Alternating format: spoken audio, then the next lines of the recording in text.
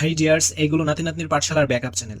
কোনো কারণে যদি মেইন চ্যানেলের সমস্যা দেখা দিই, তোমাদের সাথে যেন আবারও কানেক্ট হতে পারি, সেই জন্য এই চ্যানেলগুলো সাবস্ক্রাইব করে দিও। পরীক্ষার পরপরই এই চ্যানেলগুলোতে ভিডিও আপলোড হবে। হাই এভরিওয়ান, এখন আমরা কাজ খ এর অ্যান্সারটা দেখব। তো চলো আমরা কাজ খ এর প্রশ্নটা প্রথমে ভালো করে বুঝে নিই। কাজ খ, জুড়াই কাজ বা কাগজের অপচিতময় গাছ বাছাই। আমরা দৈনন্দিন জীবনে বিভিন্ন কাজে কাগজ ব্যবহার করি। তোমরা কি জানো এই কাগজ কি দিয়ে তৈরি? এই কাগজ তৈরির একটি প্রধান কাঁচামাল হলো কাঠ, যা আমরা পাই গাছ থেকে। হিসাব করে দেখা গেছে যে একটি বড় গাছ, বট গাছ থেকে প্রায় 10,000 পাতা A4 সাইজের কাগজ তৈরি করা যায়। তাহলে মানুষ যত বেশি কাগজ ব্যবহার করবে, আমাদের তত বেশি গাছ লাগবে। এ কারণে আমরা যদি সচেতন হই, কাগজ ব্যবহার করি, আমাদের গাছ কাটার পরিমাণ কমে যাবে এবং অক্সিজেনের পরিমাণও বাড়বে। জোরে আলোচনা করে সমাধান বের করবে এবং প্রত্যেকে নিজের খাতায় লিখব।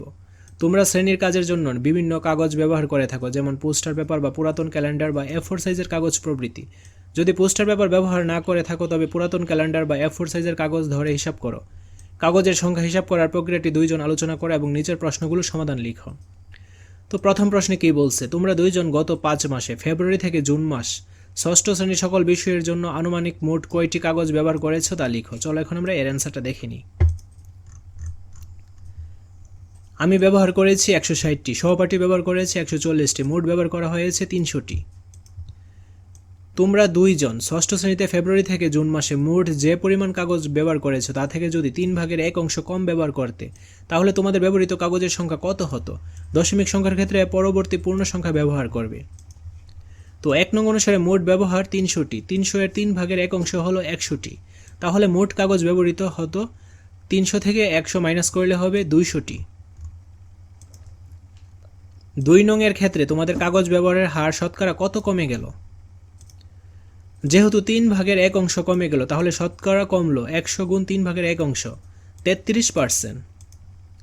তোমাদের মধ্যে একজন যদি প্রতি চতুর্থ দিনে একবার এবং অন্যজন প্রতি ষষ্ঠ দিনে একবার পোস্টার পেপার ব্যবহার করে, তাহলে 1 এপ্রিল থেকে শুরু করে 30 এপ্রিল, 1 মাসে পর্যন্ত তোমরা মোট কতবার একই দিনে পোস্টার পেপার ব্যবহার করবে? আমরা এখন এর অ্যান্সারটাও দেখে নিই। তো প্রথম জন পোস্টার ব্যবহার করার দিনগুলো হলো 4, 8, 12, 16, 20, 24, 28। দ্বিতীয় জন পোস্টার ব্যবহার করার দিনগুলো হলো 6, 12, 18, 24, 30। উপরোক্ত দিনগুলোর গসাগু হলো 12 এবং 24। তারা 12 ও 24 এই 2 দিনে পোস্টার পেপার ব্যবহার করেছে। ধরো তোমাদের শিক্ষক কিছু পোস্টার পেপার নিয়ে আসলেন এবং শ্রেণীর প্রত্যেক শিক্ষার্থীকে 2টি করে পোস্টার পেপার দিলেন। এভাবে শিক্ষক পোস্টার পেপারে 5/3 অংশ তোমাদেরকে দিয়ে দিলেন এবং বাকি অংশ নিজের কাছে রেখে দিলেন। তো এখন প্রশ্ন হলো, তোমাদের শ্রেণীতে মোট শিক্ষার্থীর সংখ্যা কত তা লিখে রাখো। আমাদের ক্লাসে মোট শিক্ষার্থীর সংখ্যা 80 জন। শিক্ষক মোট কতটি পোস্টার পেপার নিয়ে এসেছিলেন? যেহেতু মোট শিক্ষার্থীর সংখ্যা 80 জন, সেহেতু তিনি ক্লাসে পোস্টার নিলেন 80 গুণ 2টি 160টি, 5/3 অংশ হলে 160টি, বাকি 5/2 অংশ হলে 160 গুণ 5/2 80টি। মোট পোস্টার 160 যোগ 80টি, 240টি। গ নম্বর প্রশ্ন, তোমাদেরকে দেওয়া অংশের মূল্য 450 টাকা হলে প্রতি পোস্টারের পেপারের মূল্য কত?